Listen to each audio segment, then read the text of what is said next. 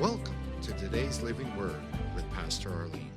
Today we celebrate Good Friday, which actually is something we should remember all the time. But Good Friday was actually when the people sought for the Pharisees, the Sadducees, some of the Romans. It was good for them and for Satan, it was a good day. Jesus hung on the cross.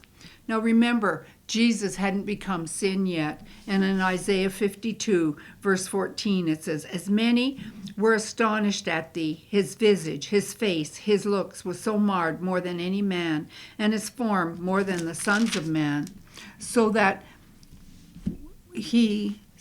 shall he sprinkle many nations. The kings shall shut their mouths at him. For that which had not been told them shall they see, and that which they had not heard shall they consider."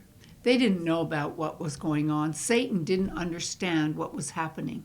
But Jesus, at that point, when his face was so marred, he didn't look human. He took into himself every sickness, every disease, the complete curse of the law. He hadn't become sin then yet, and his blood was still pure. Just think, it says then in chapter 53, he's despised, rejected of men, a man of sorrows, acquainted with grief. We hid our faces from him.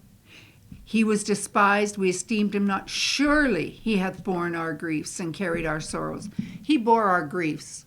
Sometimes when something bad happens, we get into grief. Grief is a spirit. Jesus paid the price, so you don't need to grieve. And carried our sorrows. We esteemed him stricken, smitten of God, but he was wounded for our transgressions, our sin. He was bruised for our iniquities, those things we did that we didn't know we should do.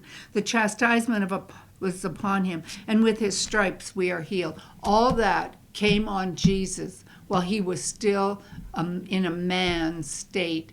As a man, he bore that. The blood that flowed from him was the perfect, sinless blood of Jesus. His life flowed from those stripes so that we could be healed. Remember, Good Friday, Jesus bore our sicknesses and pains and griefs so that we could be healed. Thank you for joining us today.